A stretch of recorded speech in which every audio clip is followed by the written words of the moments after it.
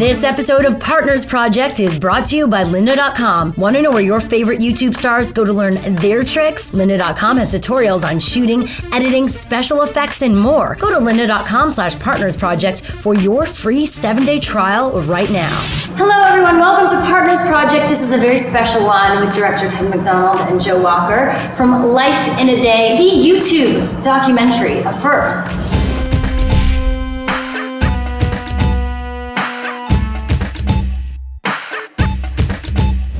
Yes, the first. It's a totally unique film. A film that could only be made in the last few years with YouTube and the advent of cheap digital cameras that everybody can film. Good morning, everyone. So we asked people all around the world to film on the 24th of July last year, anyone who wanted to film. Dogs. Growing up. They could film their ordinary life and then answer a few simple questions. What do you love? What do you fear? What do you have in your pockets or handbag? And then we got 4,500 hours of material, 81,000 clips. When I close my eyes, I can see all different people in the world. And Joe had the job of cutting that into a film, into a feature film, 95-minute feature film, which is coming out next week, 29th.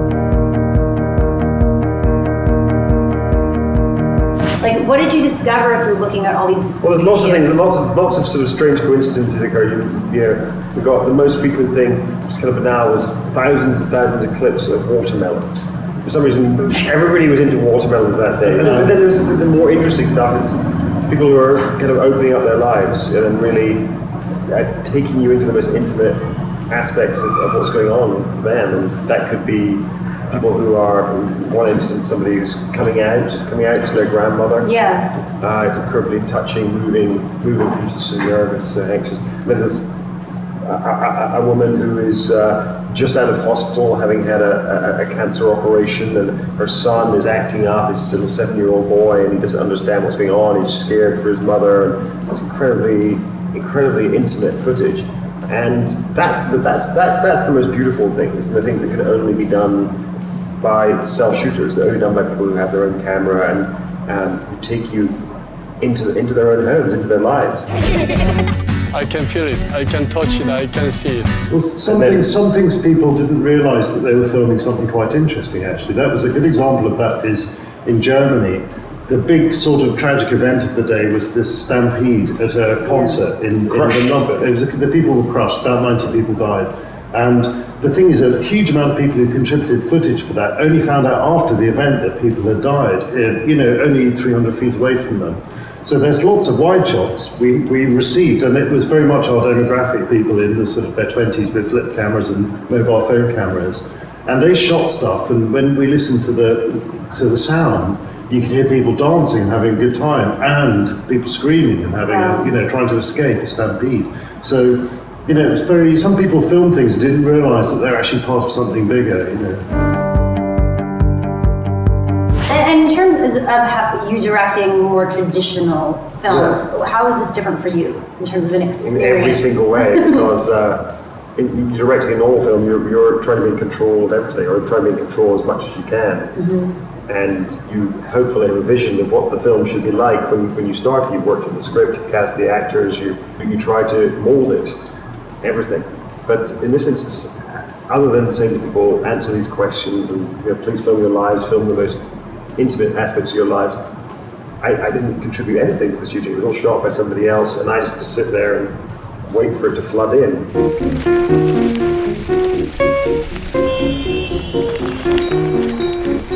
And so that lack of control is kind of terrifying, but also enormously exciting and stimulating. It's exciting just thinking, well, what's going to be in this file when I open this and download it? Oh my God, that's incredible. I mean, I'm suddenly in Egypt in somebody's kitchen, and even if nothing interesting happens, it's still this voyeuristic fascination. I'm there. This is what it's like to be in an Egyptian kitchen.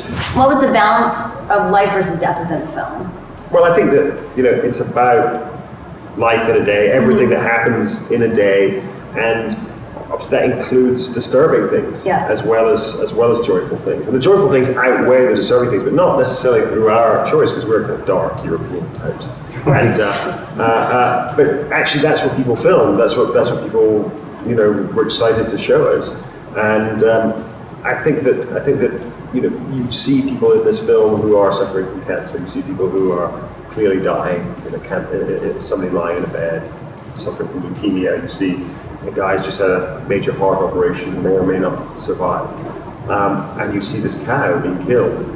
And those are all things that are part of the life in a day. All things that happen all the time. There are probably 500,000 animals slaughtered every day so that we can eat them. And it felt like we sent this beautiful but terrifying clip of this cow being killed. I thought, well, it'd be kind of dishonest in a way. It'd be kind of censoring in some way to not include that, because it's such a big part of life. So I want to know what you learned about the YouTube community in making this film. But I think to me the most striking thing was just how generous people are, that actually took a huge amount of effort, a huge amount of creativity, and then gave it to us and said, here you go, use that if you like. And that doesn't happen in many sort of fields. It doesn't happen certainly in my life very often. People are just that generous and that. They're like, call my people. They're like, call my people, and then we can negotiate. Then we can negotiate. It took my lawyer. Maybe I've got to win there in 18 months. Yeah. So it's a very different thing. And I think that flavour of amateurism, in the best sense of the word amateurism, which means to love what you do. That comes across in the movie. I think that's the flavour is unique. It's not like any other movie you see, because this is about people who are giving you something, they're sharing themselves without asking for anything in return. We